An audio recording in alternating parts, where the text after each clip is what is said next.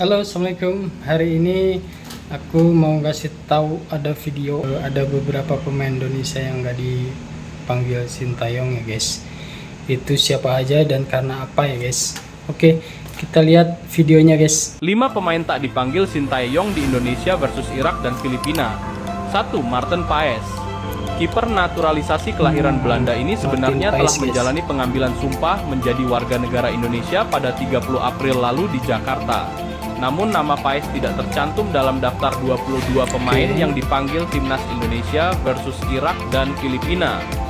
Masih belum diketahui alasan pasti kenapa Paes tidak dipanggil timnas Indonesia untuk dua laga penting ini.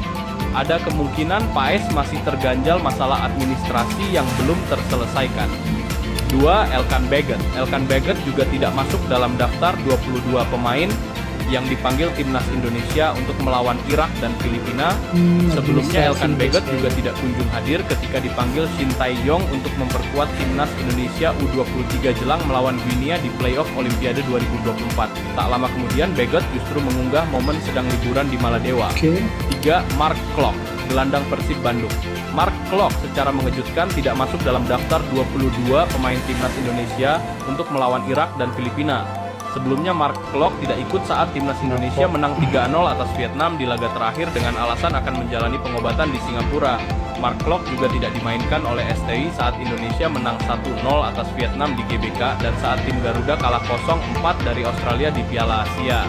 4. Witan Sulaiman. Witan Sulaiman yang menjadi andalan timnas Indonesia U23 di Piala Asia U23 dan playoff Olimpiade 2024 juga secara mengejutkan tidak dipanggil dalam skuad timnas kali ini. Witan dilaporkan absen membela timnas Indonesia karena bakal menjalani ibadah haji.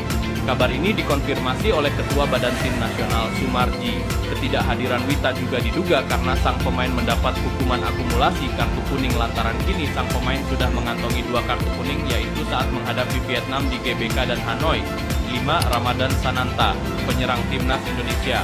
Ramadan Sananta juga tidak masuk dalam daftar pemain untuk menghadapi Irak dan Filipina. Tidak dipanggilnya Ramadan Sananta diduga karena slot jajaran penyerang timnas Indonesia sudah cukup dengan keberadaan Rafael Struijk, Ragnar Oratmanggon, Dimas Drajat, dan Egy Maulana Fikri